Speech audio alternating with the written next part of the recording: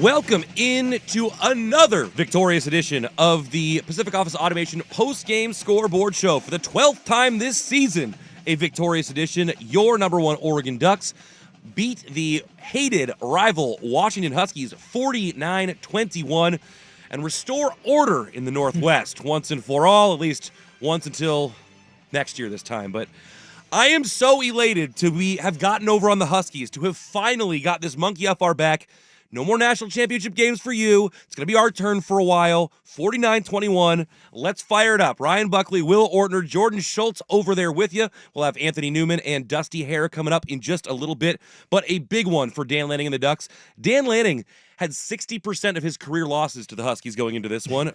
3 of the 5 losses, and finally he gets a win over them as well. Will, how are we feeling after today's win, and what are your reactions to how this game went down? This is exactly how you expected this game to go down. Obviously, UW was going to have a little bit of fight. They were going to have some trick plays loaded up, ready to go. They thought they might have tricked you by coming in with the young quarterback, having Williams come in instead of Rogers. But Oregon just kind of weathered the storm. Yeah, you weren't able to score on your second drive. You scored on your first one, found a way to get down there, and then you put up 21 in the second quarter. You score 7 in the third. It was just about dominating and winning. You play at a higher standard than what UW plays at this year, and it needed to look that way because you saw a bunch of teams mess around with their rivals, Ohio State, and not play up to their standard, and it bit them in the butt this week. You have to be proud of your guys that that's not what happened to you.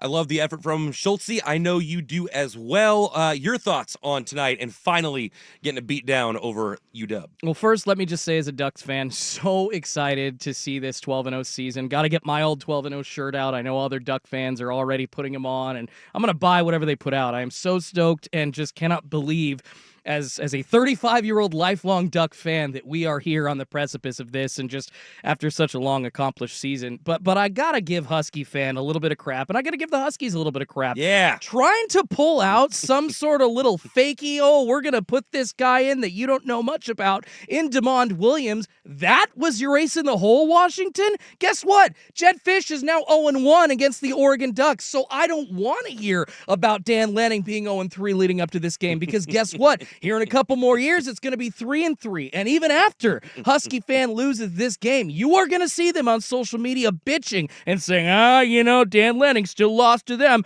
more than the Huskies lost to you. Well, guess what? That was with Kalen DeBoer. He's gone. Jabbar Muhammad came to Oregon. We have one of your best defensive players from last year, and you could not do anything to stop Oregon at the line of scrimmage, nor could you from the start of the game. It was obvious what they roll off like a 70-yard, 4-minute drive to start the game to score, and outside of like one planned scripted drive and then maybe another one where some defensive lapses, the one time that they happened other than a fumble in the game, and you were able to score in the second half, like that was it. And it was just so nice to see. So I'm done hearing from Husky fan, and I'm done seeing all the social media crap about how they're a better program than Oregon. They're just not.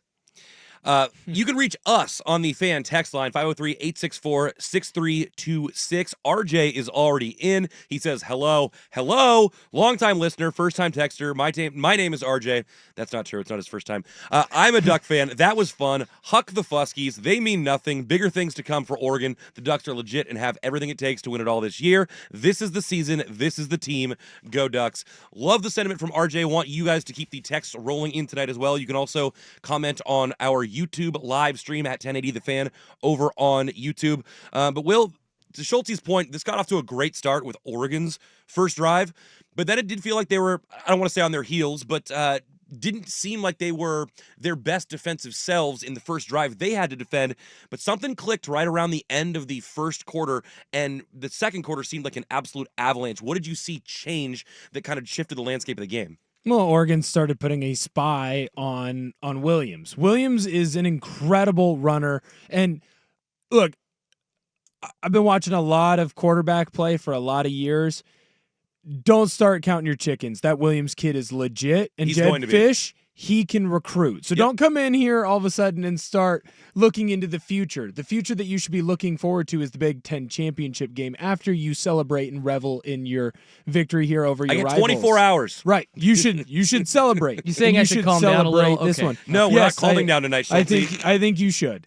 Celebrate today. Don't start counting your 2029 victory yet, is all I'm saying.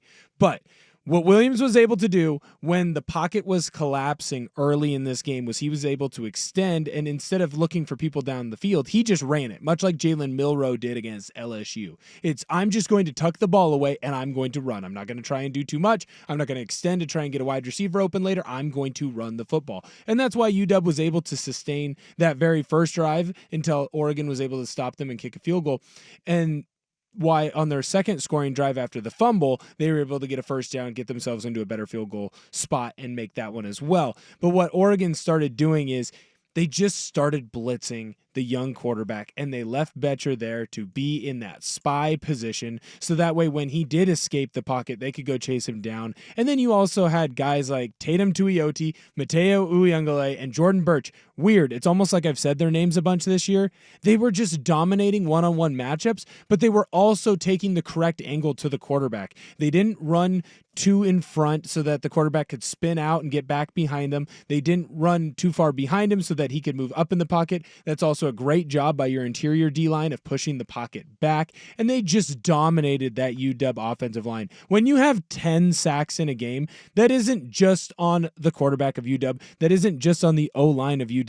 That's on your defensive line and your linebackers that you put in the blitz scheme dominating one-on-one matchups. You had the better team in the trenches. This is why you brought in Dan Lanning. This is why you went and got Tosh Lapoy.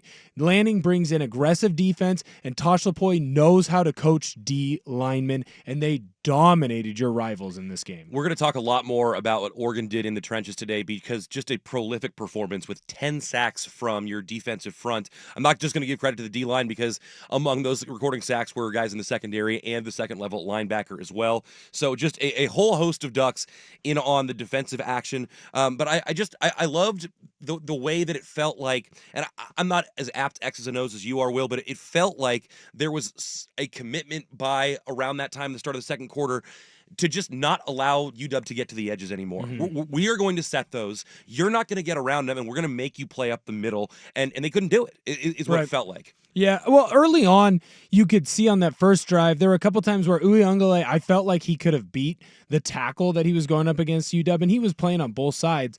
So I felt like there were multiple times where him and Birch felt like they couldn't do a true rush because they were worried about Williams getting out of the pocket and worried about his legs. And they should be. The kid runs a legit 4.4. You can see it while he's moving around in the pocket. Like, he is fast, and he's only going to get faster. He's only going to get better. So you have to get yours while you can. And eventually that D-line just wore them down. The other thing I think that you see in this game that has been evident throughout the entire year, but to me it just popped out, is what an excellent job this defensive coaching staff can do at making adjustments once they find something that works. Mm-hmm. They're going to try a bunch of different things early on. Are we going to bring pressure? Is it going to be man coverage, and that's when you bring the man blitz? Are you going to be in zone coverage, and then that's when you bring the zone blitz? Are you going to trust your D-line to just win one-on-one and say, we can rush 4 and we can drop everyone else back into coverage? Do you need to have that spy player? Do you have it as Bossa, who's a former safety? He's a little bit quicker. Or can you leave Betcher in there because he knows how to take angles? He's a center fielder for baseball. Mm-hmm. So he knows how to put himself in a position to succeed. So they work around multiple different plays early on, figure out what the other offense wants to do. Then they create their game plan or a slight adjustment off of their original game plan, and then they dominate. And I felt like you saw that early in this game, because eventually Coach Lapoy just said, hey, don't contain rush anymore, Uyunglele. Yeah. Don't contain rush, Birch. We're going to dial up this QB, and we're going to go after him with as many players as we can, because you're going to win a one-on-one matchup, and I'm going to bring 5 when they have 6 guys. Or sorry, I'm going to bring 6 when they have 5 blocking. I'm going to get 1 free, and another will get free because they're going to win their matchup. You're in for a long night. It did feel like it was like the first quarter was assess, the second quarter was contain, and then the rest of the game was freaking attack. And I absolutely loved it. P1 Shane is in. He says the thing to me that separates this team from past Duck teams is this defensive front. They are just nasty in the trenches, and they get more impressive each game.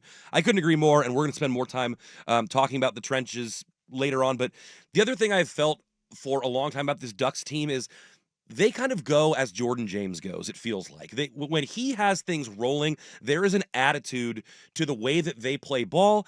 You see the O-line start to lean on people. They say what he does, see what he does, and they just build off of each other. I love the way Oregon established the run tonight. Whittington got in on the act too, but those hog mollies up front with Jordan James running behind him looked awesome. It's the difference between a top tier, one of the top 3 or 4 teams in the nation and an offensive line versus a defensive line that's more average, right? Like last year and the year before that, UW was able to compete with you because they had homegrown offensive and defensive line talent. They had Trice on the edge. He was able to get a pass rush. On that offensive line, you had multiple guys that went high in the draft, right? This last year, sought after O and D linemen. They won the Joe Moore Award. They were the best offensive line in the country. Yep. And now you see them take a step back because they lost all these players. And what everyone's going to talk about is like, oh, they lost Michael Penix. Oh, they lost Romo Dunze. Oh, they lost McMillan. But really the part where UW's getting hurt right now is the D lineman that they lost and the offensive lineman that they lost. And when you go up against a team that is as deep as they are, as Oregon is on the defensive line and the offensive line, you're just going to start bullying teams. You bullied Illinois, you bullied Michigan, and then in this game, you got to bully UW. It takes a while for that O-line to start grinding people down, but eventually they do, and when they do, that's when you see those big 8, 9, 10-yard carries, and it felt like in the second half, every single time Jordan James touched the ball, you are going to be set up worst-case scenario at a 2nd and 2.